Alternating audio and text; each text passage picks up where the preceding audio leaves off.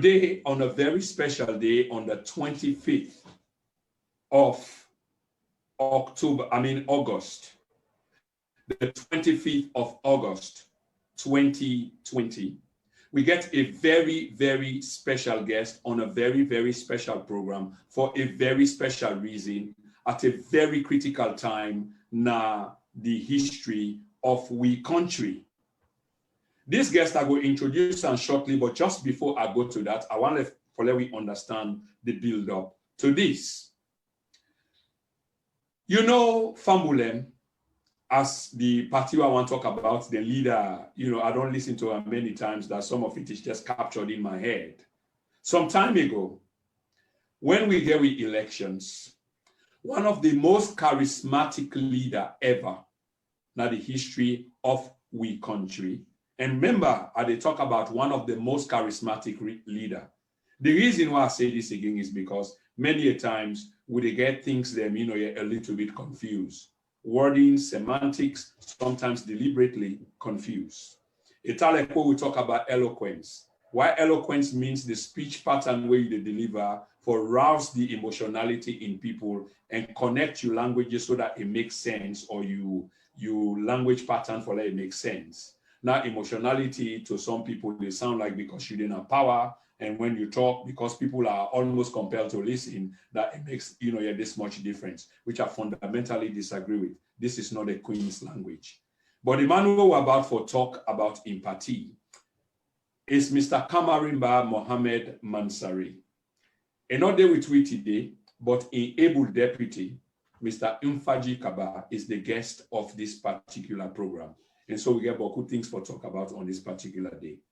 So without further ado, I want to introduce Mr. Nfagie Kabbah, the #2 man at the Alliance Democratic Party. Mr. Kabbah, welcome to the program, sir. Thank you very much, Mr. Prince. I'm glad for where you give me this opportunity for make a talk to me people them, and we salute people with the outside, like the diaspora, you know, for actually we able to talk on issues we get to do with the country. So I'm very much happy for this opportunity, and I'm grateful to the management. Thank you. Many thanks, sir.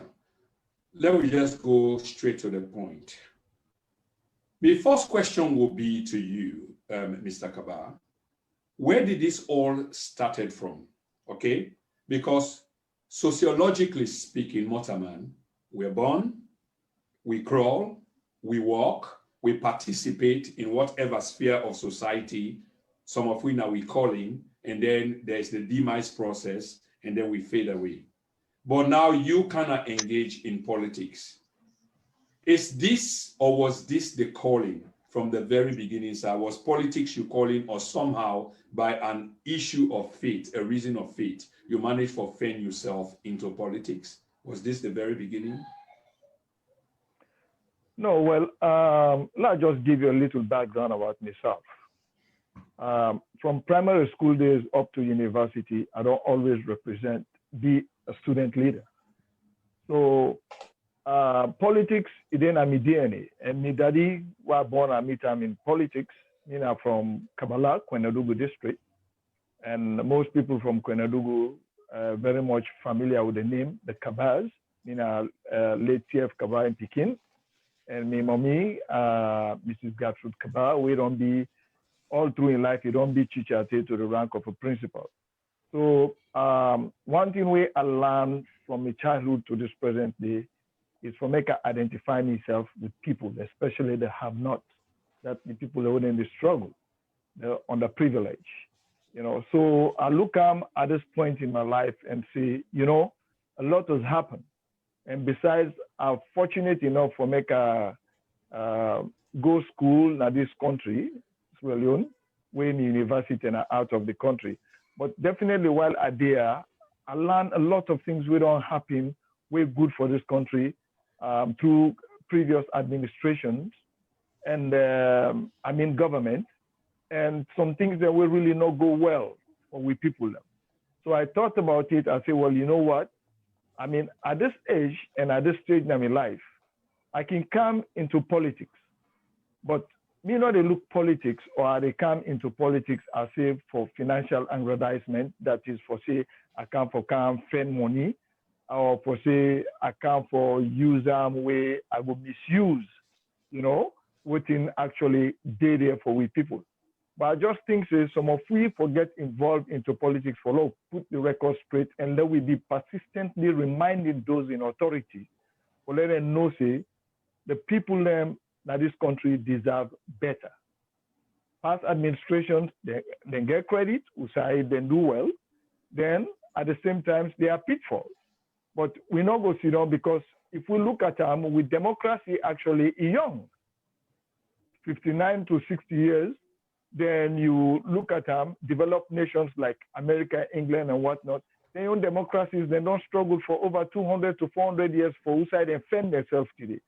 But when you take into consideration the progress where the world they make, the developments where they happen at the world, the things the way they change, they compare the 17th, 18th, 19th century to 21st century, because even technology itself don't help we for guide how we go about managing, the affairs of the state, and how we go get we picking them for letting able for land, letting be exposed, because this is a competitive world we are in now, and technology don't give you the opportunity.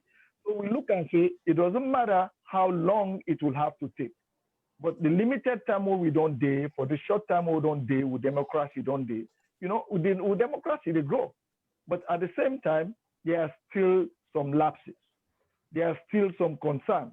And therefore, that's the reason why I feel say I will be part of this process, so that for share my own knowledge, for share my own concerns, and make some suggestions where those in authority might look and say it's necessary for we move, advance with democracy, and try for develop with country and we progress like other countries, especially neighboring countries. Like me and you two know this sub-region right now, countries like Ghana, Nigeria, Senegal, Mali, even the Gambia, they're progressing so rapidly while we is all retrogression. It doesn't seem like we're going forward. So that's my reason, where I think say I will actually come and see which role myself go play in the political spheres of the country. Many, many thanks, Mr. Kabbah. That was succinct.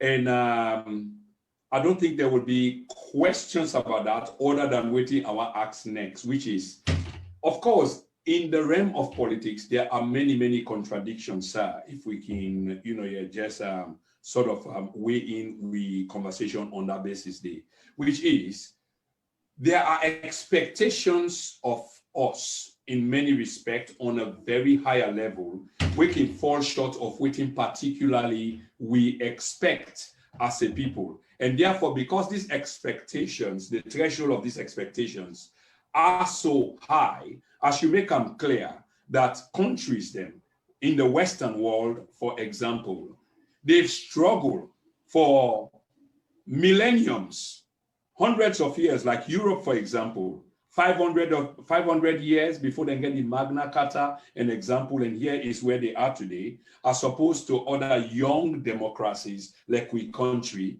Why are the expectations of we young people then can sort of contradict the position in which we day in right now?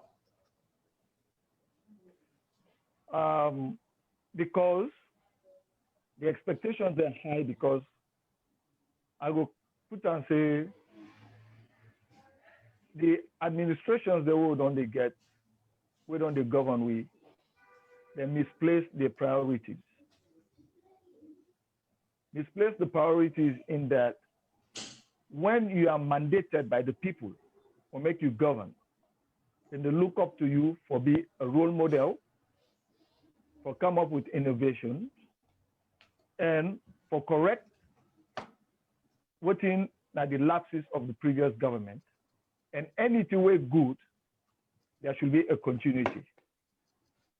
But like I say, from independence time to now, taking into consideration the economic potential where we get in this country, the resources, the brilliancy of the saloon man, the hospitality where we get, we ambition for let we learn. If only those things were prioritized, definitely the expectations not go be so, but it would have been a smoother transition for every generation where they come. Let them meet, say, the basic, the foundation with daddy and they don't lay them. So whether they come, you continue with that good thing. You as a leader, you for always be an example, okay? But it's clear to everyone, to me, Prince, to you, it's clear, say, with resources again at this country, what we for use for good hospitals, for good roads, for educate we picking them, for at least let we eradicate to a very large extent extreme poverty. These resources have been mismanaged. Okay? How you go produce gold, you not even get shop now where they refine them and make something, elect now wedding ring. Yeah. How you go say you get diamond? You know, one of the highest producers of diamonds in the world. And make I tell you something, Prince, where a lot of people they don't know. Then they talk about gold and diamond at this country. I want to tell me Salon people they say this particular country where we get, I don't feel say when it comes to riches, any other country then in the world compared to we. Because we have the 14 major minerals in the world. Bauxite, coltan, diamond, iron ore, this, that. Then forget about that. When you take the geopolitical map of, say, with neighboring countries, Guinea and Liberia, the landscape, they get more land than we. But the territorial waters, let me people understand this today. Salon get more territorial waters than those two countries combined. Look at the marine resources, what you get now, water. Then you take into consideration, if you just the follow up, how many freeloaders we get now we water, both the way that they come, from the one the way they catch, to the processing ship the way they get inside it, then do everything, then they take them out of this country. We not even get one gunboat way for monitor with territorial waters. So how do you expect this country to make it develop? And why you think say the people are not for expect much? Because they are aware of the fact say we have the means for our lives to be comfortable in our country. We get the means for that we able to educate, provide good schools, standard education. Recently, you remember, I don't exactly remember it, but they did a survey on IQs, the most intelligent people, right? Now, Africa. Salon was number one. Research. Sierra Leoneans were brilliant. And when you don't travel outside of this country, you go to other developed countries then. The performances of Sierra Leoneans out there, academicians, where you take engineers, you take diplomats, you take astronauts, you take these scientists, them and everything. I mean, they're just doing phenomenal jobs. But why we get this brain drain? Why the people they know they come back for letting? Okay, we go come to that, Mr. Kabbah. I'm really impressed, I must say, in the way how you lay out the case. And this prompts me for come to my next question, what I will come to shortly. But I want to say, how much of what you say was influenced by, your upbringing? Because if I listen to you well, and I'm damn sure pretty well I did, that you grew up in a political home. And so the shaping of your political opinions started from that early age day. Is what you say today shaped by what happened earlier at the home of the Kabbahs? Well, actually, I know the way Army look at them is those days where we did any day in politics. It was not about me. At the country. If me and you, Prince, can recall, then 10 in the scholarship, it is selective entrance. When you see selective entrance, me, when I see selective entrance, the result come with a scholarship because I did well. That was to tell you how the education system didn't really work. Because they put a system in place where they say, for where you do good, we will compensate you, we will motivate you, we will encourage you. Yeah, scholarship. So similarly, besides that, a lot of people in there, now yeah, if you take like Njala University, it's an affiliation of Illinois University. A lot of the students that wouldn't do well by O and A levels, they were getting scholarships to go to Illinois and other places for study agriculture and other things, a way for can help we get sustainable food sufficiency in our country. Okay, so then and then you see say accountability been there, transparency been there. You they get how you work, that's what you they get. But with time, when politics start, when they start for actually design the political system of this country, for means say one person gets absolute control without dictating the terms, then eventually it became a state capture, an institutional capture, where somebody they think and say, when even though they get my salary from taxpayers' money, but if I didn't at this position, I try to do what is correct, what is not, I deviate from what is not right for the general good of the people. There is a tendency for me at the bad books of the one that will put me there, that is the politician. Then now from then they will begin to see say things don't they get out of control. Okay, we had our democracy, but take them back. If you get independence in 1961, by the time you think about 1971 to 1973, you talk about a one-party system. You kill the democratic process. The multi-democracy will be enjoyed, even though we had 2 or 3 political parties. But that checks and balances way before actually go on or make sure say what we the experience today in this country, in order for B, that went on for over 2 decades, over 20 to 25 years.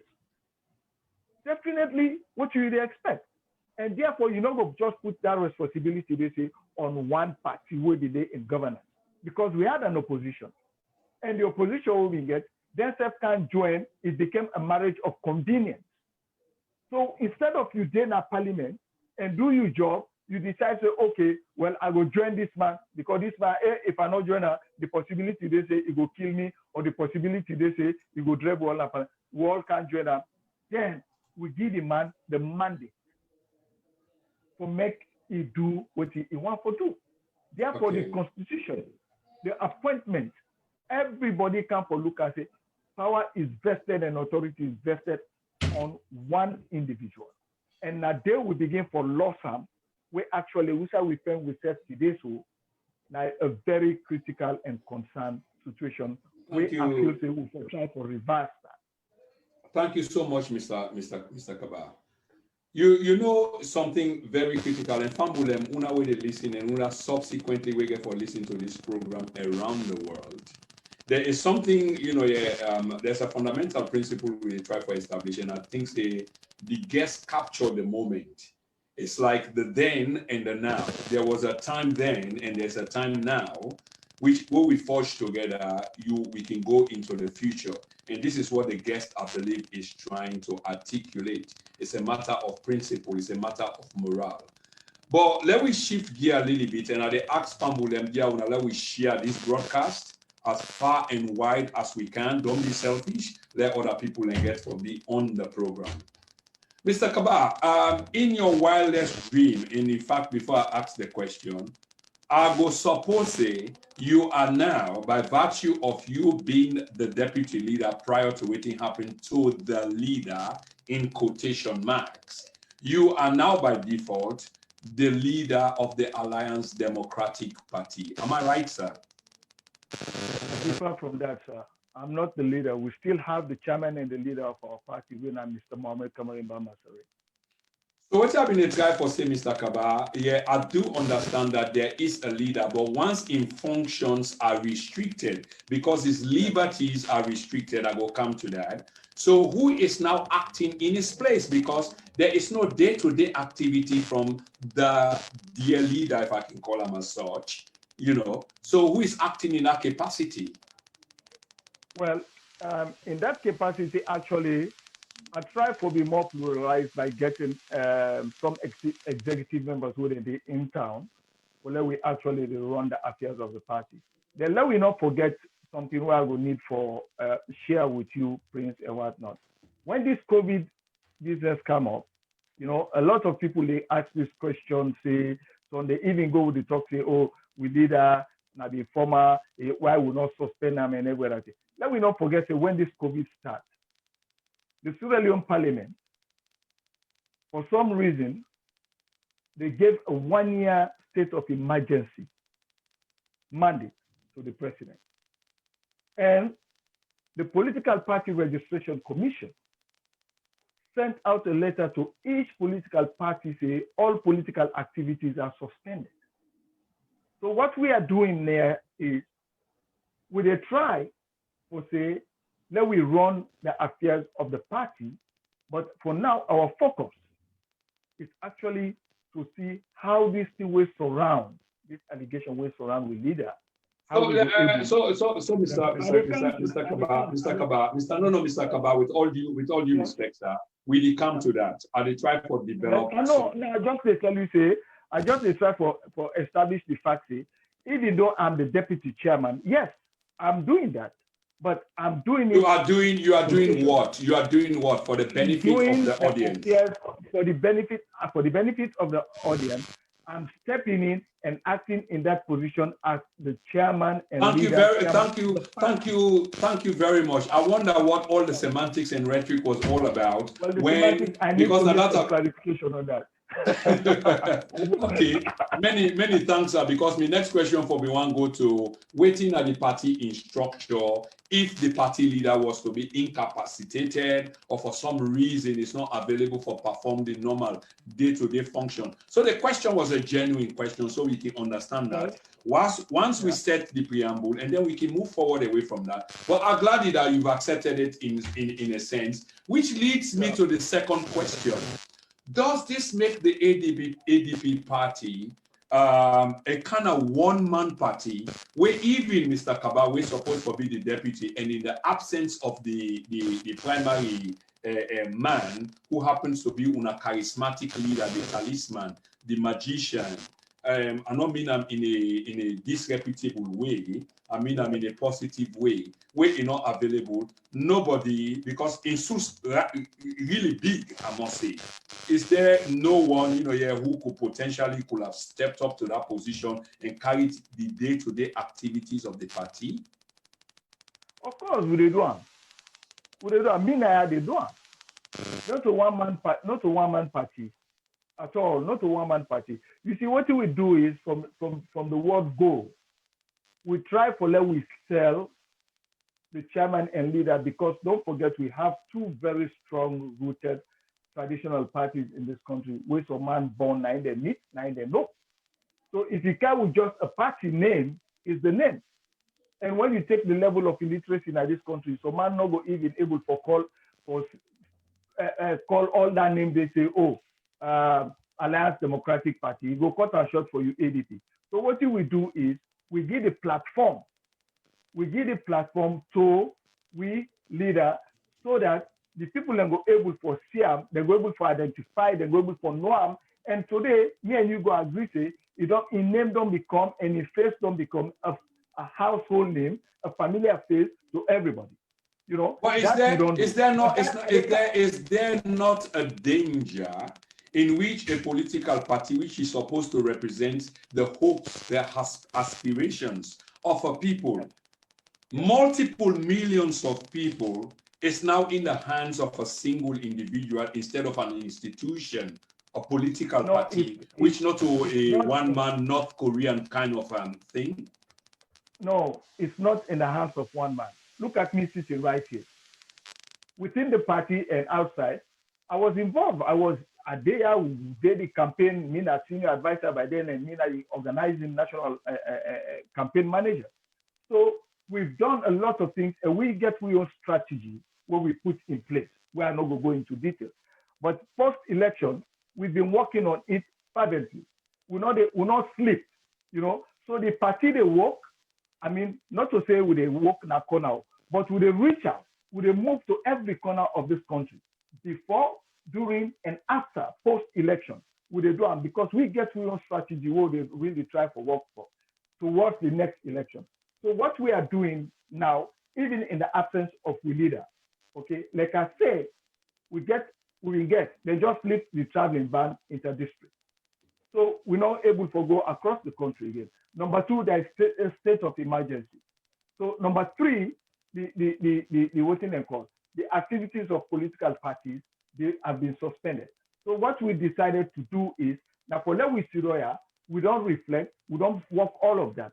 So the secretariat, including myself and the chairman and the leader, we've been working honestly 24 hours for really know what can happen, what we can fix in the last general election.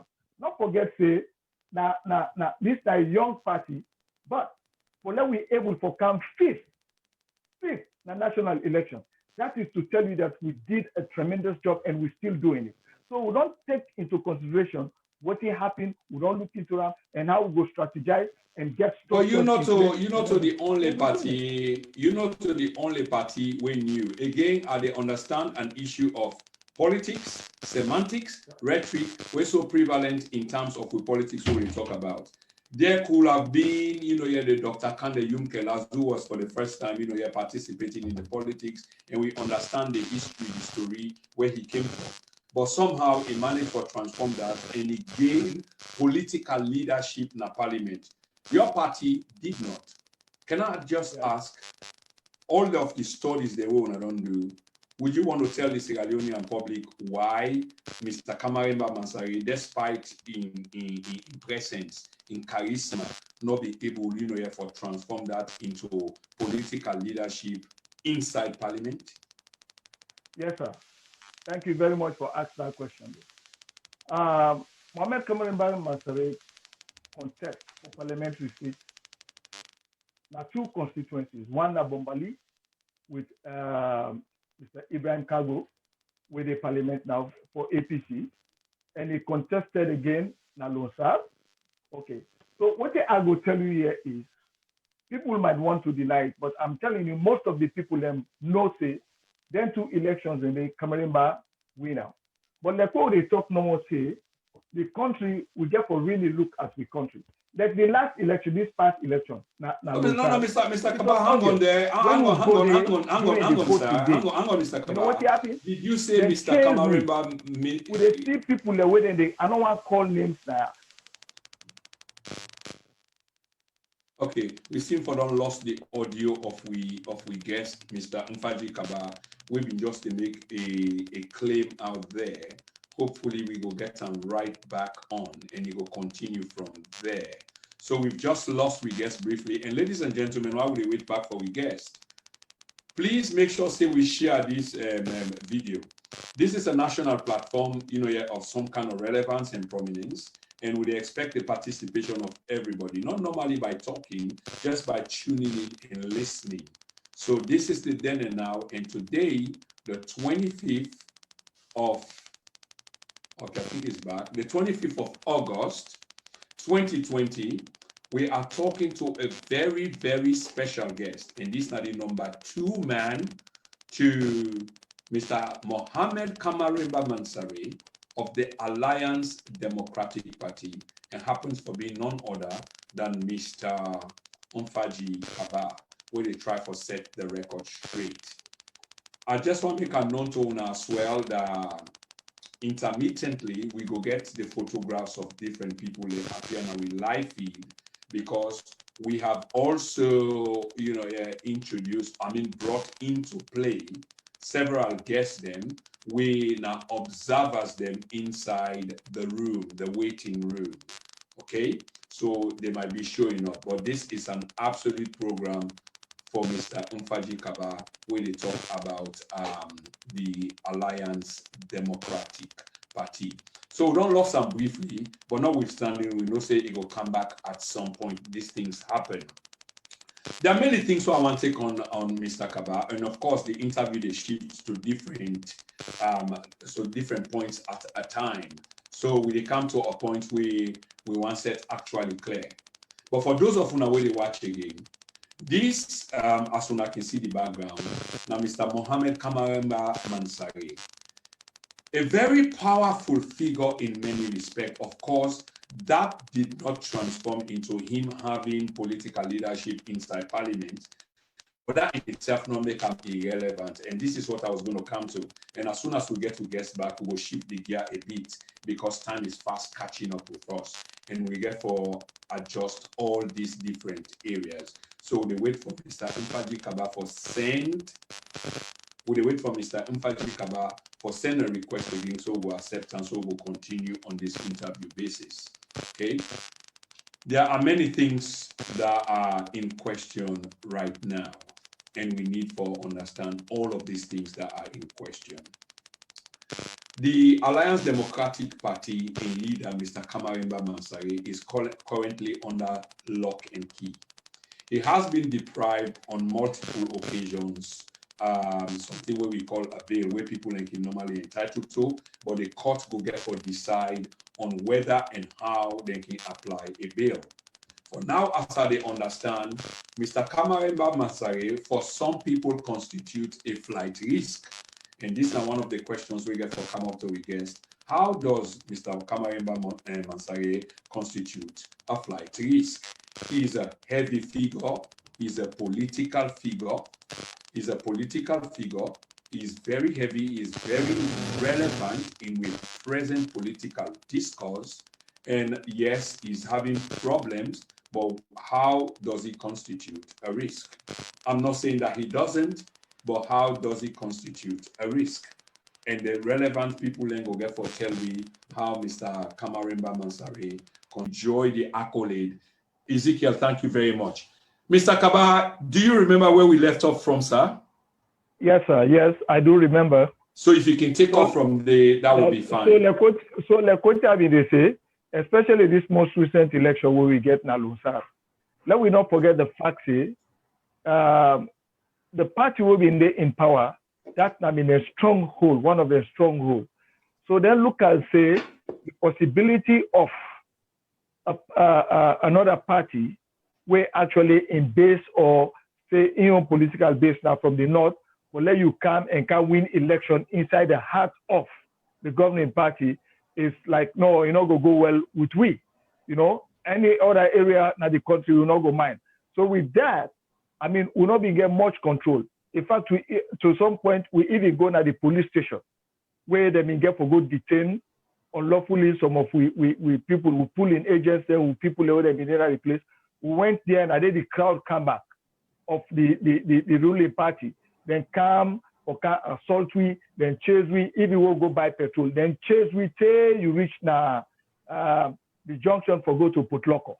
So we were actually intimidated. We'll not be able to get chance for to go around for see the police station there, how it's going there, let's get report. No, they didn't even allow us. So that became a problem. So whatever it is, I could put it categorically clear, that was unfair game on our side. But we are convinced, but what is important, nationwide, we message resonates with the people then, and eventually as a young party out of 17, we came 5th. So if the game be fair enough, yes, if the game be fair enough, I tell you, we'll be for surprise the world, because I can tell you, especially the youth, they've been so determined and appreciate we leader like we say, charismatic, if they give the message. Yeah, well, Mr. Kabbah, here is the point. Yes, of course, you came 5th, but politically speaking, Usai, when they talk about the future of the country, you are not really represented. So it's more about on the fringes, on the periphery, of politics. But here's the question next for you, Mr. Kabbah. And did you ever expect it? Because at some point, it sounds like say you want to accept the responsibility, which make me ask the question whether or not just one-man party, without the one man, the party does not go forward. Did you ever anticipated, say, you go there in a position in which you go step to such a big shoes? What do I mean by big shoes? Una leader, now very, very big guy. He get this presence, he get this aura about him. Now that he's been restricted, his liberty is being seized, in which you by default happen for being the number 2 man. Did you ever expect this? and how you they cope with this new situation where you find yourself? Well, to me, it's not new because I don't always prepare for this. I'm always, because I actively involved in the day-to-day running. In fact, most times when the chairman and leader, they go in and out of the country, and where it can go up the country, sometimes somebody has to be, na base, na headquarters. So I always don't prepare. I don't always perform my duties as the deputy chairman. So it's not a new thing to me, because even with health-wise and other things, something might come up where go able to make render services to the party and to the nation. Then definitely that's why he has a deputy, and I'm always willing and ready to do that, and I've been doing it. So I don't get anything or take and say this na new thing where I don't step inside. No, it don't always be part of me. So I know definitely look at and say it just depend on them.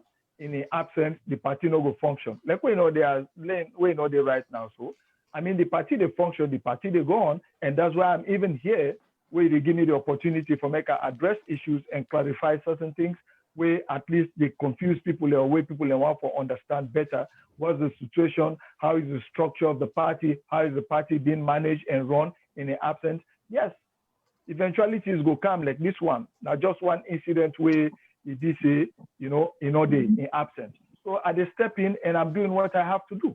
We're doing it. We're working. Lovely, sir. Just because of time constraints, I want to fast track a couple of things because there are many people who are interested for no, and this might be the key part of the interview as well. The leader of your party is currently incarcerated. I want to bring you come to speed. I mean, the story is not strange, but there are many other things, where they roll in on social media and even mainstream media.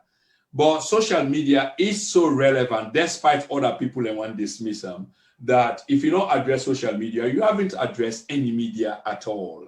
Waiting at the situation with the leader currently, how he arrived at USA Idesa, waiting at the situation and how he arrived at the situation where he finds himself right now. What I would like to do first and foremost now for make with people they understand, say, not to every details I will go through because the case still they on. Absolutely, that's understood. Yes.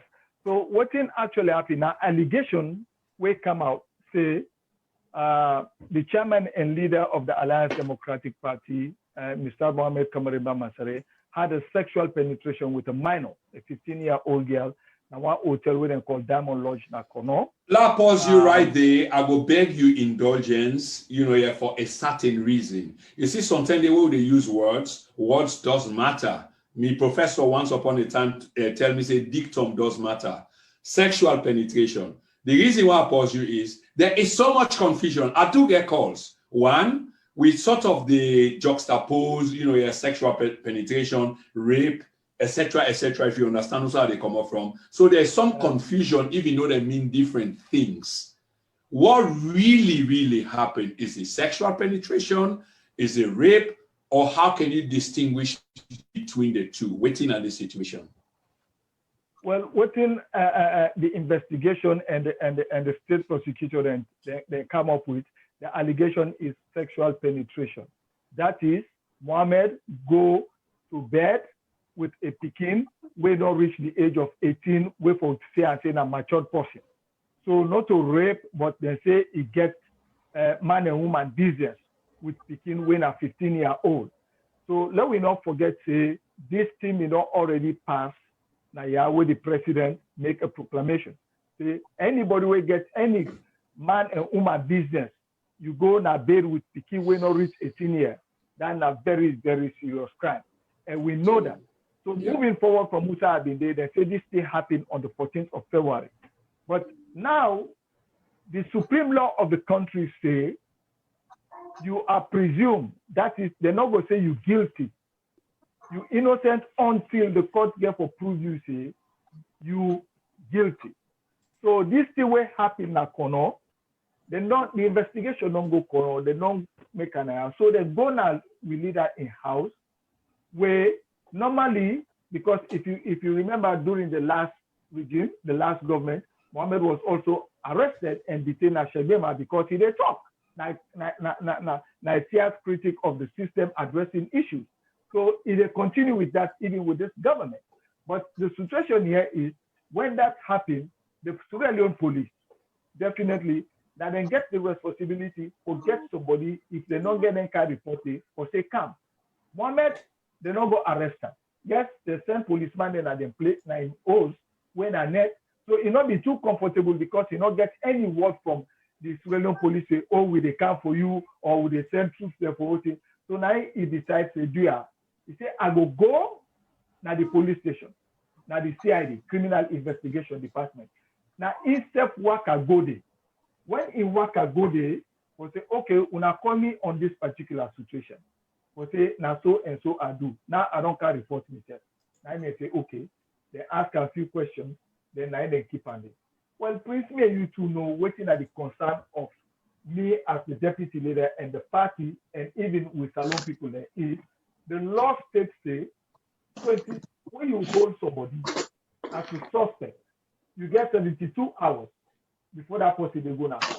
If the investigation not done within that 10 days, the state or the police will apply for extension of 10 days. So are you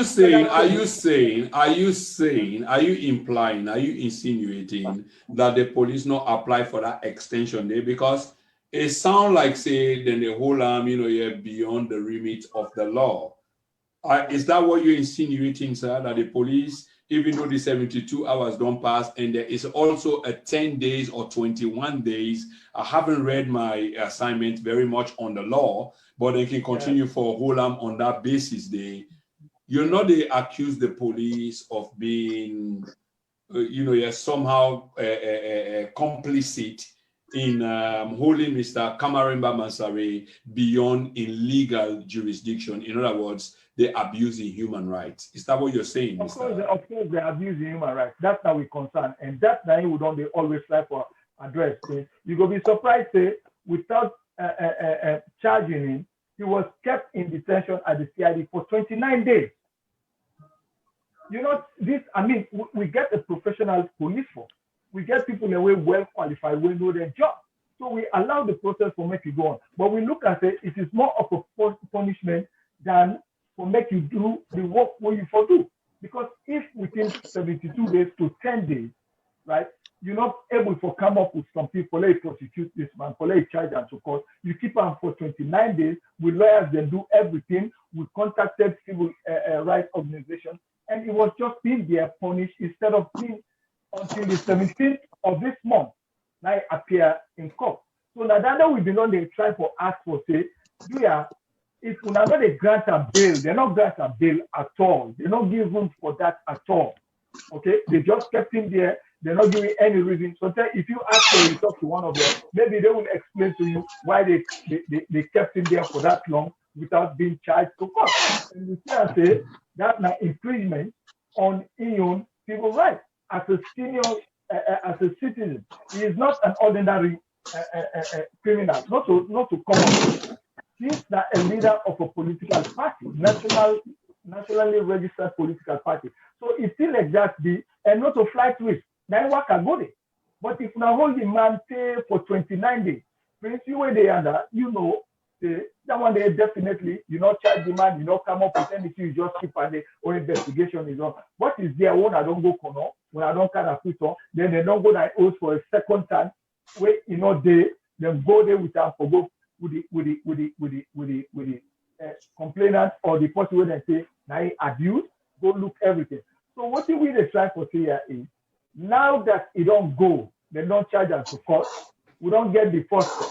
We are happy about it. But I tell you, what is also disturbing, what we want to share with you is the very first the way he appeared in a court. Okay, that was on the 17th. The state council then come with them, and then try to tell the court say, and tell we people, especially the court for say, when they don't be Kamaremba Masare a judge and jury trial. Are you speaking on the record when you say that, Mr. Kabbah? The record, yes, Okay. on the record. Even we look at tabloids, then we look at newspaper, then talk about. Now they try for television for speed. So they say they're not forgive the man, judge and jury trial. So the defense lawyer, when we get about 8 days, when we did, they will represent them, then get one state. Then they object to that. They establish, they make quotations, then go into make references to the Constitution. And as quite remember, and they say this back in record, where the judge, they tell the state prosecutor, say, this thing, now the accused in right, now the suspect in right, it is enshrined in our Constitution. Those are its exact words. It is enshrined in the Constitution for letting man get the opportunity to choose whether he wants a judge trial or a judge and jury trial. And at the end of the day, on that Monday, his ruling was Kabbah should have a judge and jury trial. So what was there, where he get for adjournment to the next day, at the 18th Tuesday, that was the condition on which he should be bailed, whether they're for bail or not for bail. And I even tell the state prosecutors and say, when I make sure say, when I give me reasonable account tomorrow 1 o'clock, why this man not for be bailed? So when we got there on Friday, on Tuesday, the next day, I'm telling you, that was a big blow. And that one day, now a very wrong signal and no good, now a bad precedent for the legal process in court. Why I say so? Because the judge reversed in your ruling and talk say, Mohamed Kabbah no go get the opportunity again for get a judge and jury trial, but a judge. So the lawyers in the trial will say, no, but we will not pass through this part of this trial yesterday, where you don't give your ruling, say the man entitled to a judge and jury trial. Why reverse it today, when we there for just about bail? So you see, what thing don't happen is really, it's like somebody is trying to vilify a credible person for either for political gain or for source funds or whatever it is. But the law actually, we get to make sure, say, we interpret the law. Now, we get 3 organs of government, we get the legislature, executive, and the judiciary. If the judiciary is there for interpret the law, the what thing are the law. And I will tell you another incident today where make we very much concerned about this case and how fairly transparent it will be tried. The Assistant Inspector General of Police had a press conference on this issue where he go convict Kabbah when the trial not even started. And even refer to and say, I understand, say, they not suspend him and that he refers to her as the former chairman and leader. But listen, you're not reach to that point. You're not a member of a party. You are not an executive member. We've been convened a convention. We not call meeting executive or whatnot, because remember then they all over, with a focus on this thing. How can you, under which basis are you going to sit down to give a biased information, misinforming and disinformation to the people then about the situation where still they they investigate them according to una. So it has become a concern, and I am glad the way you give me this opportunity. And let's go further for make something clear. The party not to condone this act in any way. We are not. Me way Sidon Ayana, a parent. I don't go allow down it. And therefore, we compliment the effort of civil society organizations where they fight for their kind here. May you two know, say, this is a global fight. The misuse, the abuse of women, them, even your wife, you get right to embody. You begin get right to embody. So you know go come treat them in a way we're not right. But what you would try for say is, you don't make an allegation of that, not vilify the person, not say, oh, are they doing so, are they punisher, are they make so, where even the case not started, and the case don't start now. Now you don't even take the man in right according to the constitution. Say, oh, we're not a jury trial again. You know why that happened? Because then just feel say the incident of former retired Major Paolo Conte, when the jury will take that decision, that's the new candid opinion about this whole situation. That, oh, if we come and with the evidence we'll get, or real investigation, maybe with a jury, it will be something different. But if we get just a judge, that's where it comes in, where they will say orders from above or this. Because like that one, the way happens. So, Prince May, you two know, how could a landed judge, and I'm telling you, I was very much impressed. And today, I get respect for that judge. Because the way I handle the thing, you will know that he actually knows what he is doing. But when he came back and reversed his own, you know, what in a call your ruling, then that may begin to say, how fair is this trial going to be? Yeah, Mr. Kabbah, yes. We are almost running out of this interview, the time on this interview. But this is not, I mean, this is the first time. This is not going to be the last, and I'm going to have to bring you back soon because the issue of your leader and is such an obvious political figure in the country and a political party, despite not having, you know, a political seat in parliament, but he is so relevant. Is the party upset? You know, sometimes you think that you don't have to ask the question, you know, of this nature, but just looking at you, the way you're expressing it, there is some kind of emotionality, if I can connect well. Is the party upset, you know, at the incarceration of their leader, the way he's being treated? Do you see the entire process as not being fair? Of course, I'm not saying fair because you don't go keep the mandate 29 years. No, apart from the 29 days, let's leave the 29 days.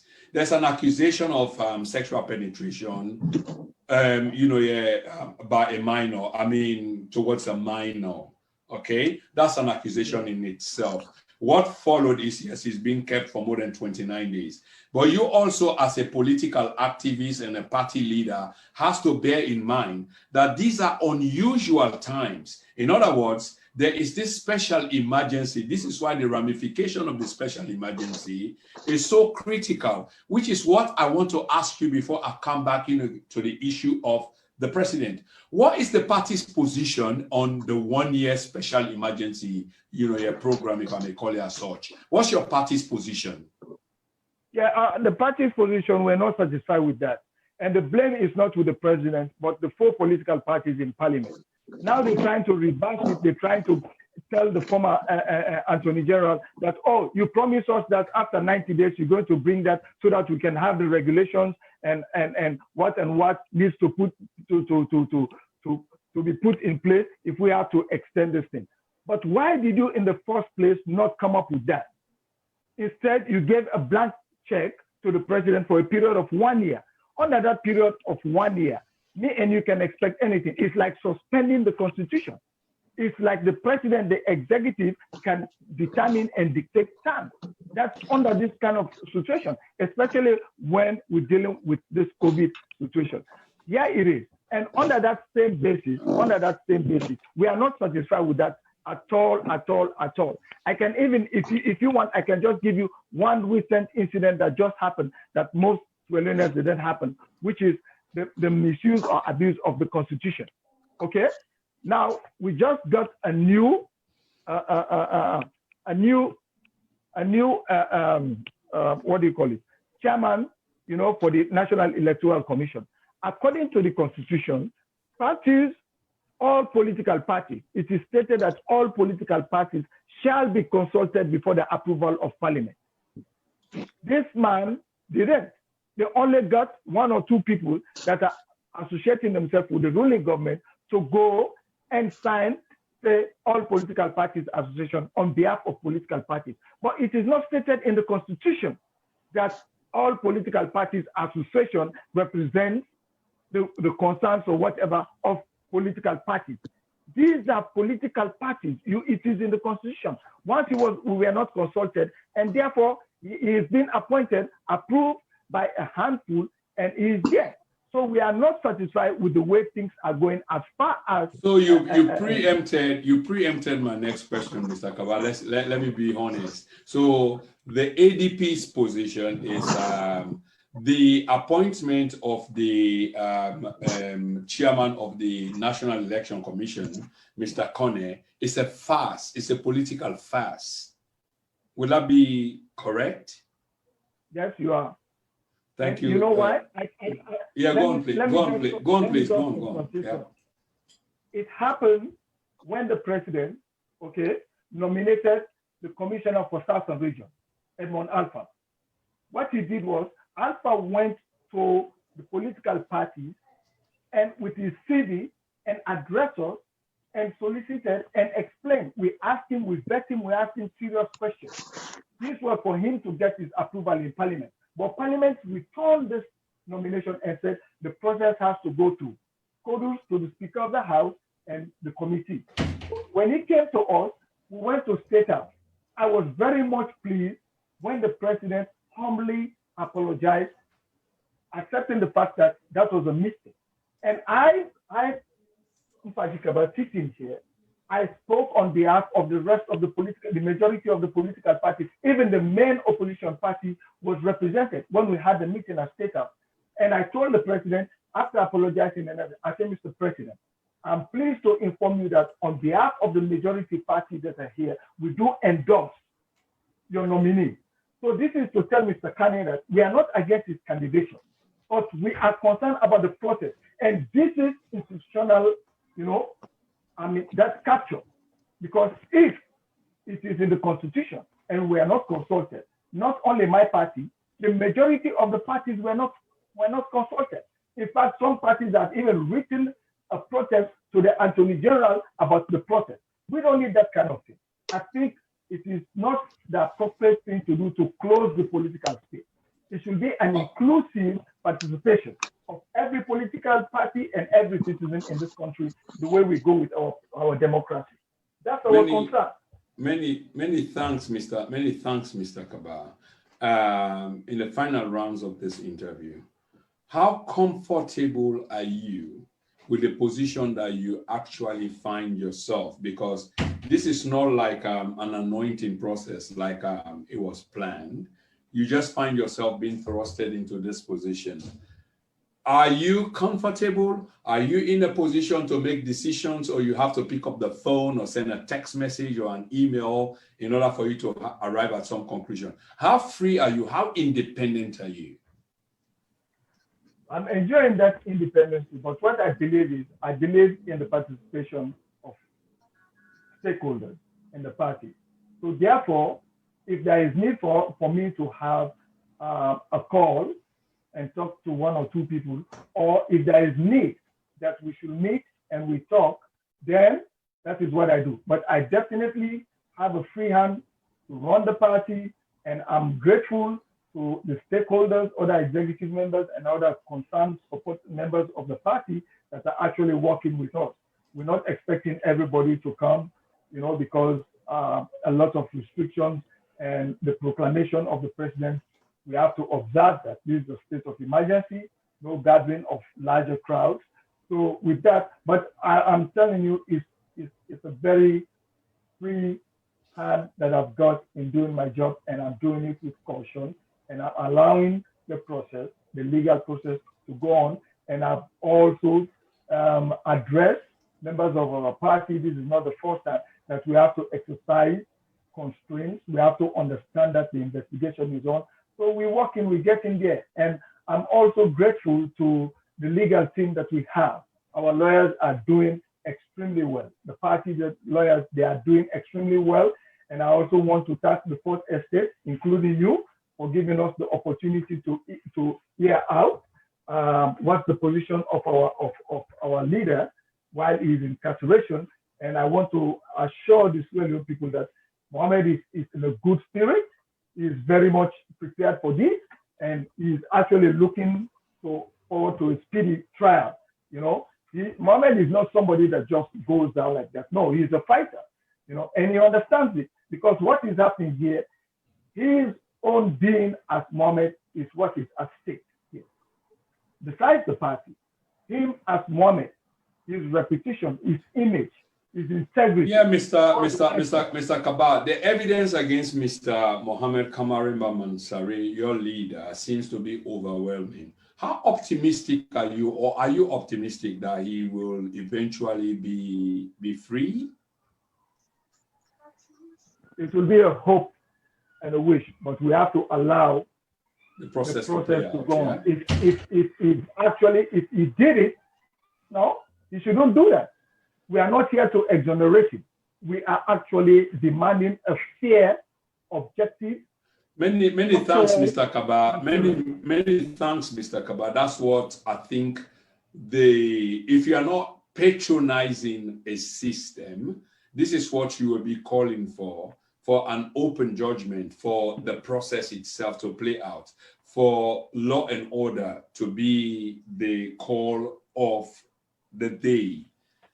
Mr. Kabbah, as a leader, as at the current moment in our history of a major political party, how confident are you of what we are observing right now in terms of the struggles of the people? I'm talking about political, I'm talking about economical, I'm talking about social.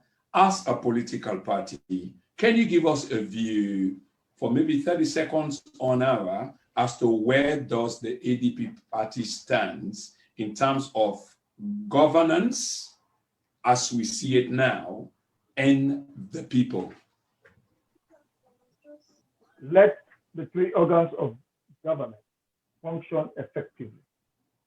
Let the president think about it, that winner takes it all is not a solution post-conflict, the war that is going through. Inclusivity. Furthermore, the political space. Please, I can tell you there is a political divisiveness in this country right now on tribal and regional basis. There's political tension. There is even intra and inter political problems coming from within political parties.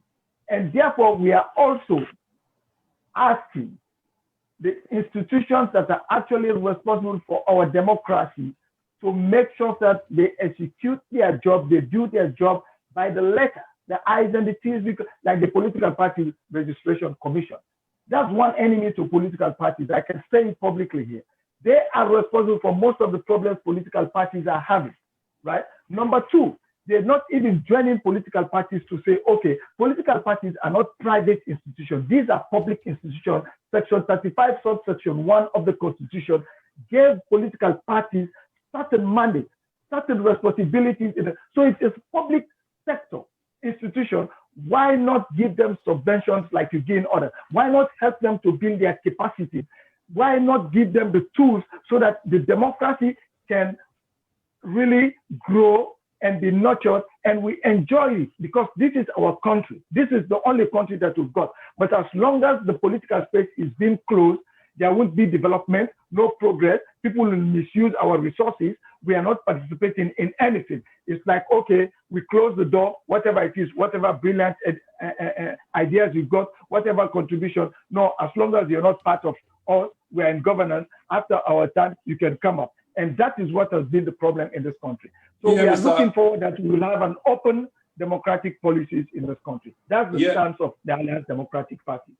Good. I will just ask you to further that, because you've just spoke about the stance, but I also want to ask, because your mantra, and I want this in 30 seconds, if you will, please. It talks about positive change. Does that interpret what you've just said within the last 45 seconds, a minute, calls for or can be interpreted as what you stand for as positive change?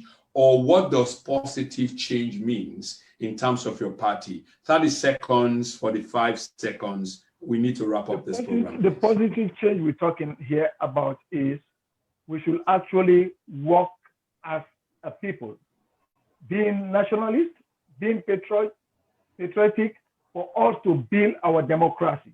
Let us don't look at it that it's just a one-man show. When this thing is there, you exclude the rest of the populace. Look at our youths out there in the street.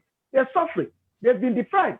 I mean, let them have a fair share. Let's have a fair share. Let's make a good foundation for our kids so that they can benefit from what we have. This is what we're talking about. As long as we don't have the instrument at our disposal, the tools, the motivation, the encouragement for us. You're not only saying this. You're not only saying this only for you to achieve political power and be part of the same old same. Not at all, Mr. Prince. Instead, I'm saying this. We have deprived our younger brothers and sisters of this nation for too long.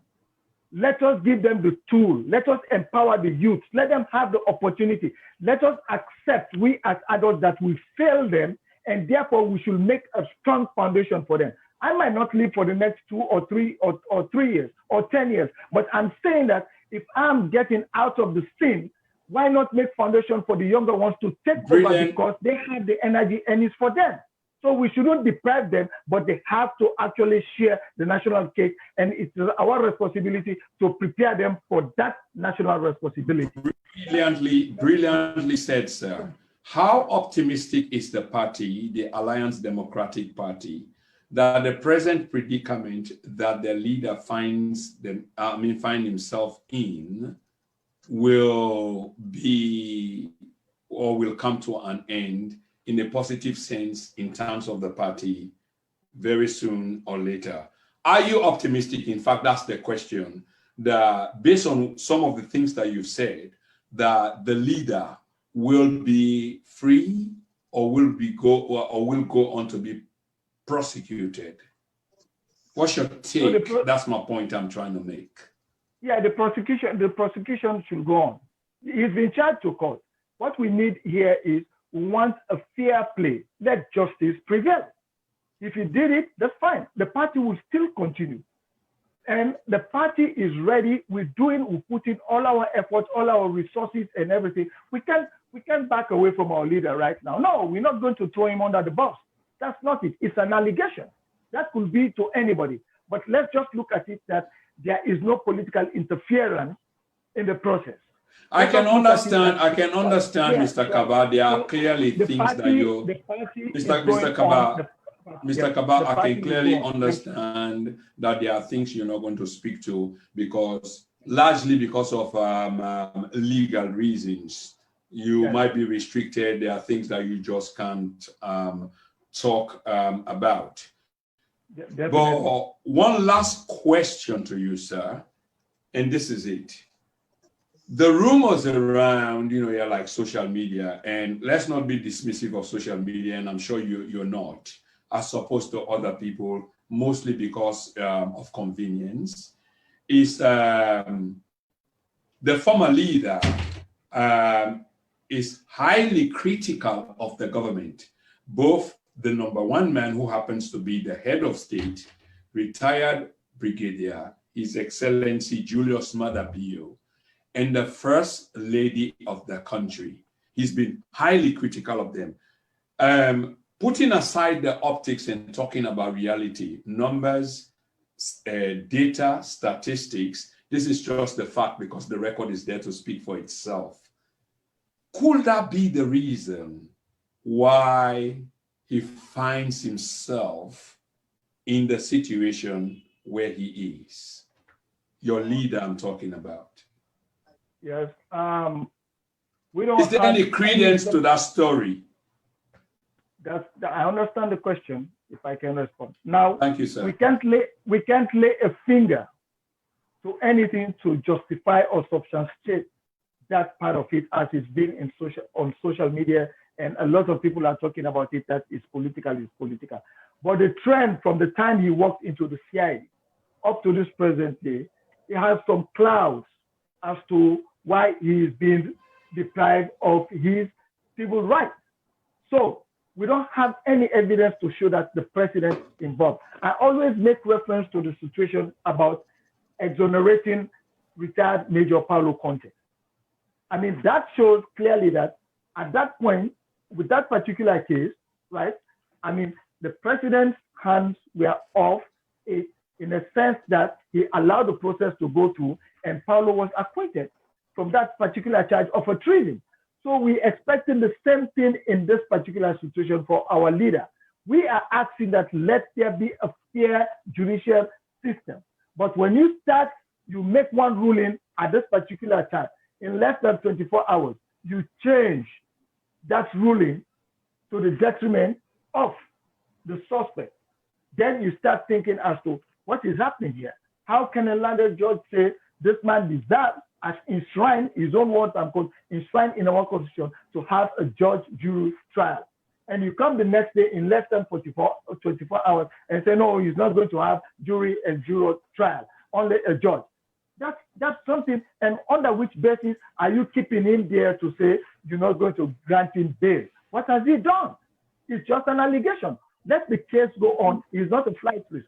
So all I'm saying is we don't have anything concrete to say, oh, Mr. President is interfering with this case or the why do you yeah, go on with that point there. I see that you're trying to lay some emphasis. Let's don't forget the other issue here about the First Lady. Now, the First Lady has a campaign. She's one of the pioneers of putting a stop to the abuse of our ladies, our children, and everything, which we have to compliment her. That is the hands of our girls. We have taken this to the UN, hands of our girls. So, like we have Rainbow Coalition and other civil society organizations that are actually working to empower our ladies, our girls, our mothers. We have to compliment them as a party, and we agree. But if, like I said, if you try to vilify a high-profile citizen of this country for political gains or to source funds for any campaign or for whatever activity, then that's a wrong signal and a wrong image internationally, locally, domestically, even to others. And furthermore, situations like this, Prince, is not only about identifying suspects or arresting them. How about going on a mass-scale education? We have to take this to the Mr. Kabbah. I think you say something really, really significant and important. And like I was saying, this is the first time, about you on the program, But of course, this is not your last, and I'm going to bring you back soon because there are so many things, and questions that I want to ask, and we can't complete this because of time. So let me ask you. I did say the final question, and this is the final one, and I want you to just wrap it up, which is one. What is the general state of health, the psychology, the psychiatric of your leader as he finds himself incarcerated? And what's your final message to the Sierra Leonean people as a whole in a capacity which you find yourself as being the spokesperson, the chairperson, the leader of the Alliance Democratic Party? And this ends the program effectively. Let's hear from you, sir. Thank you very much for giving me this opportunity. And the Salon people, I tell you, I thank you there with the listen. What's important now, this is not only about Kamarimba. What you would try for see now, and what you would try for do is that for let we make sure that the justice system in the country let it work. With democracy for make it work. If Mohamed Kamarimba do wrong, let the law punish him. But then we look at and say, politics will not to alter will get for take politics go, or say, oh, this person not there with me, or you not be not there with me, or you don't criticize me. That's not to the situation here. We get for stand together as a people, as a nation, for let we defend with democracy. Then on the issue of Mohamed Kamarimba Masari, when Mohamed don't day at this place, not to the first time, like the last way under the APC rule where they detain and Shegema, he prepare and make her be more mature and in land. And that state is there right now. So because the more way he did it, he get time for think, he get time for know about the justice system, even with prison system. He didn't know. For that 29 days the way they, when we can visit her with the lawyers and with team of lawyers, 1 or 2 weeks can go with me there. I mean, something the way you don't get, where you don't experience. You don't really know what's in the actual situation of this country. How the have are depriving that have not. How the rights of the man will not get, then they seize them. How things they happen, how money they pass, how a lot of things they way are not even things that the ACC, the Anti-Corruption Commission, actually don't even scratch the level to which corruption is.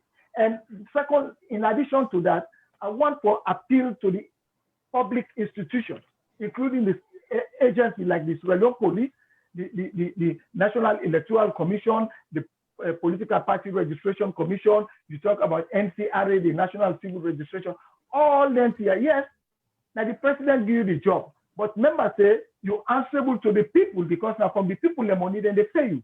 So dear, as long as we not put the country in interest first, we not try for let we work for this country. We not try for let we put on the right footing.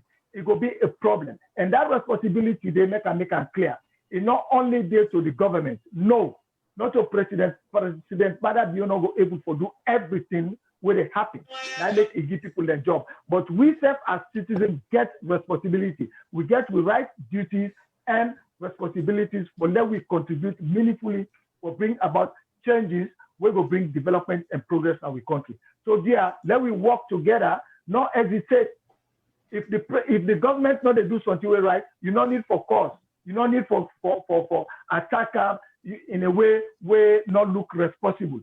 Voice them out. You get the social media like where Mr. Prince they talk. Social media these days they help. They expose a lot of things. Put them in circulation. Newspaper and day, media houses, electronics. You come now start TV or you go BBC or talk and somehow same way you go talk and let it reach other people the age where go able for bring account to the attention of the government. But if we just look and say now government no more will be the solution, go solve all the problems, we're making a mistake. Government will come, government will go. But the country now we own and we all get for put hands together and we work together. So I thank you very much and I hope say we will learn from this. And even this issue here about them picking a business and solve our girl, then we not look and say a bad thing, a good thing. Not to the normal. We get professional people there like Dr. B.C. Cole. They do a very good job. In fact, I understand recently he said he did a high court where they train some of the judges them, how they for handle their situations there. So we get people that were really committed. And secondly, and in addition also, now we look at even though we try for stop this thing, but like I said, Mr. Prince, we need for educate with people there. We then need for know, say, even the parents, this civic education what they talk about, sex education, you too know say Western world we don't do it. They not begin to teach them picking in a school, let them know what in their right. So we need for bring that kind to the classroom. When the girl picking know say, if somebody want to play with me where we're not right, I will go report you.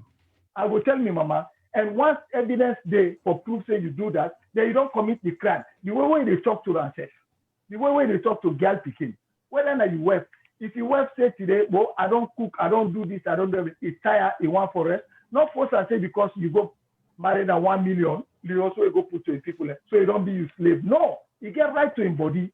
So let we educate with people, that will be more effective than for say, oh, let we identify this person. Because when especially you take them to that level where they say high profile citizens or politicians or somebody where they're in a higher status, I get some rumors about 1, 2 big people who they don't call on that kind of situation where they say, oh, this thing happened 8 years back, 10 years back. No. People then go begin look and say, now which one? People then go begin look and say, you they try for close the political space. You don't want objective, constructive criticisms. People then go look at, so the police too, the Salon police, they are very effective. Even when they go on peace mission, they get very good records. You know, so therefore, we then look at and say public institutions have a responsibility and let the citizens then not feel say they're not the victim. Rather, let them believe say then they enjoy their citizenship and their right and then get a right for live Naya than any other side of the world. So law can be enemies with a petrol self, with a take politics past the national interest. No, do ya the people there. Then we work, then we try for change alone for the better. Thank you. Wow. Wow. I say again, what a high note you can end an interview of this magnitude, an interview of this proportion. It's obvious that in Mortimer psychology, not every one of us will agree, but largely when we keep we ego in check, we emotions in check, and look at things, here from a broader and wider perspective, the way our demand the guest conclude the interview is about the nationals. It's about the nation. It's about the people. Did you hear me? I said the people. And for this, I will say exceptionally thanks to Mr. Nfagie Kabbah, the number 2 man at the Alliance Democratic Party. I also want to use this opportunity for say exceptional thanks to Star TV, because as we speak today, this program is being beamed live on Star TV, and for getting opportunity there doesn't really come easy, because despite we in the diaspora, as much as we speak, there are thousands of us, but the vast majority of our people, where are they? I asked the question in a profound and rhetorical, sort of fashion. We know, so I'm not going to answer that. Like I say, it's asked in a rhetorical way. We already know the answer. So, ladies and gentlemen, I want to say thank you to Mr. Kabbah for taking this opportunity, for address the Sierra Leonean people. This is his very first time on the Then and Now platform, and I'm absolutely sure this is not going to be his last, because even the talk we talk, time not even enough for let address all of the issues. And I'm quite impressed, I must say. And I've got space we left that next time we're able to address the issues that we'll talk about tonight. Mr. Kabbah, thank you very, very much, sir, for taking the opportunity for Talk to Then and Now, and with thousands of fans across the globe. Thank you very much. You're welcome, sir. Thank you. And I really appreciate the work Una they do. This is not a very serious service Una they render to people and to the world, because we people they need for know what they happen, and where Una they volunteer on our time, Una they give on our time. I mean, it's not the one they make, but that shows the unite true, and you colleague them and the management. You people are concerned and you are true patrons.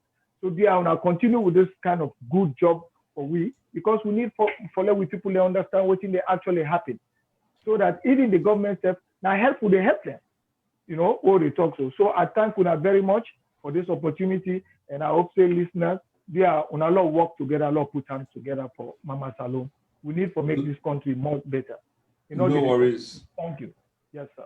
No worries at all, sir. Again, thank you very much to the host, and thank you very much to Star TV, the technical team, the production team, the choreography team. This was shown live in Freetown, and we really, really